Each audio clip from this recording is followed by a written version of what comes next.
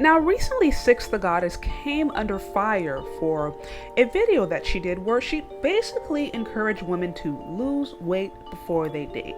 That is, make sure that they are in shape, looking good, healthy, before they ever consider entering the dating market. And she got a lot of scrutiny for that. Now, one in particular was a femininity page called Naturally Fashionable, and she is a page that looks like she focuses on, travel, being a housewife, fashion, etc., etc.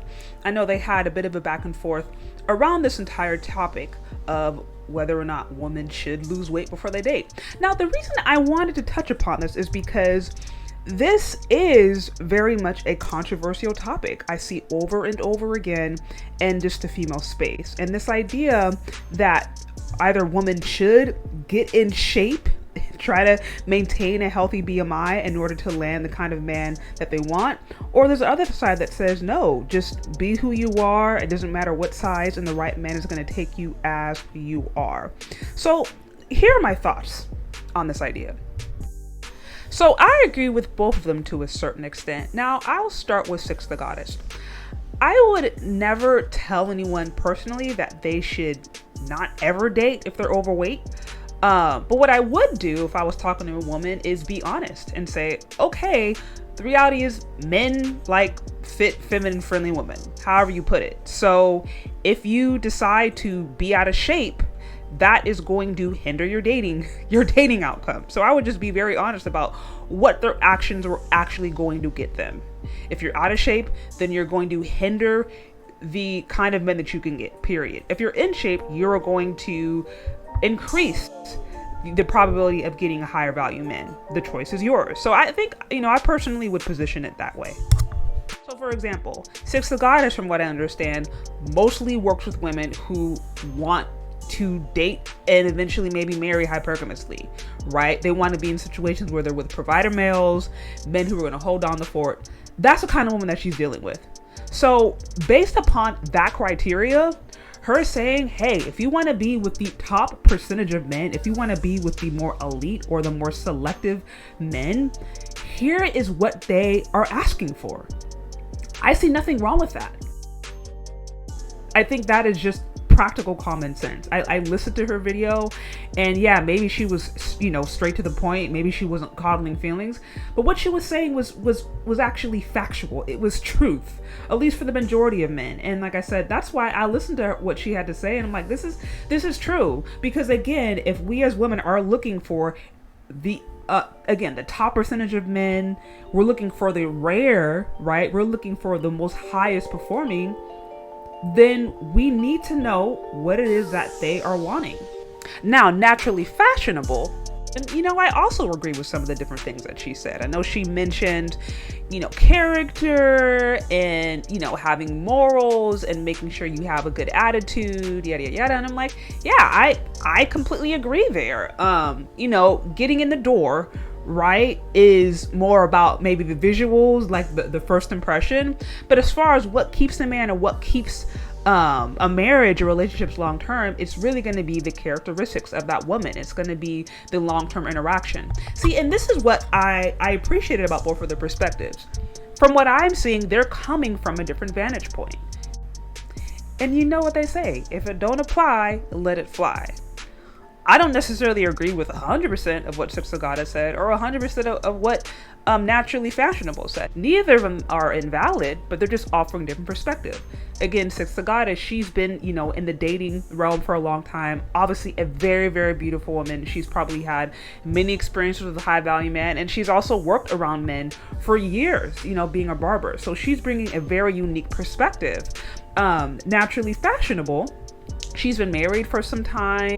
She's also bringing a unique perspective. And so, when I listened to them, I was like, to me, they both sound like they have valid points. Now, here is where I would challenge for those women in particular who are on the side of, hey, you know what, I'm moral, I'm spiritual, I'm a godly woman, so I don't want to be judged by my body. I want to be judged by my character. Now, here is the issue with that, in my opinion. most quote unquote godly, even Christian women that I know, church going women, religious women, however you put it, most of those women, you talk to them at the end of the day, they want a provider male. They want to be in a situation where they, don't have to really carry the financial load. They want to be taken care of. The issue is monetary requirements in relationships are not biblical. I mean, they're nice to have. I'm not saying they're bad, but they are not guaranteed. And if we as women, quote unquote spiritual women, put monetary requirements on men and say, oh, well, this is what God has for me, but we negate the desires that they have, then what are we even talking about? Like, that's inconsistent. And at that point, we're hiding behind our spirituality. We're saying, oh, this is what God has for me, when actually it's just a carnal desire. If you're going to say that a man wanting a fit, feminine, friendly woman is carnal or natural, granted, you wanting a guy that makes a certain amount of money is also carnal and natural. So again, what are we even talking about? I said this before in a previous video. Jesus was a dusty that many women today wouldn't have dated. He was homeless. Okay, he was going around from place to place, didn't have a place to lay his head. He was a carpenter. He wasn't making money like that. At a certain time, he was living off of donations from women and men. So by all intents and purposes, he was a dusty. He didn't have money like that, but he represented truth in so many different aspects. So my issue is that sometimes, women will hide behind spirituality and say, oh, because I'm a woman of God or I'm moral or whatever, then, it shouldn't matter about the way I look. It shouldn't matter about my morality. But then at the same time, they turn around and they're just like, oh, but he still needs to be a provider male. And it's like, you do recognize that if you are putting these quote unquote carnal, fleshly, or monetary restrictions on men, that's a personal desire, but that's not a spiritual desire. So, and then to get even deeper, at the end of the day, if you are going for, the top 10% of men essentially, or something that is rare, you have to know that most women enter the 80-20 rule. If you haven't heard of that, 80% of women go after the top 20% of men. Either way, if you're going after something that's rare, we cannot be upset when those men say, okay, I accept. I'll pay for everything if that's what you want. I'll provide for you. Can you do this for me in return? And at the end of the day, men are visual. Most men want to get the most beautiful women that they can get that's on their level, however you define that. But what I would say is I would caution anybody who would remove standards for women and still uphold or put standards on men. I think that is unhealthy. And from my vantage point, that is what I appreciated about Goddess's perspective. And I also understand Naturally Fashionable's perspective on how, hey, it's also about morality. It's also about character. Both are necessary. But what I would say is that I think for women who really want to be in a relationship, do want to be married, we cannot be upset when we hear about what men want. If we really do want to be with a man, especially if we want to be with men that we find attractive, then we should hear what they want. We should understand their vantage point. And if that means that they're wanting a healthy woman, I don't think that's unreasonable. Because by the way, we should be the best version of ourselves.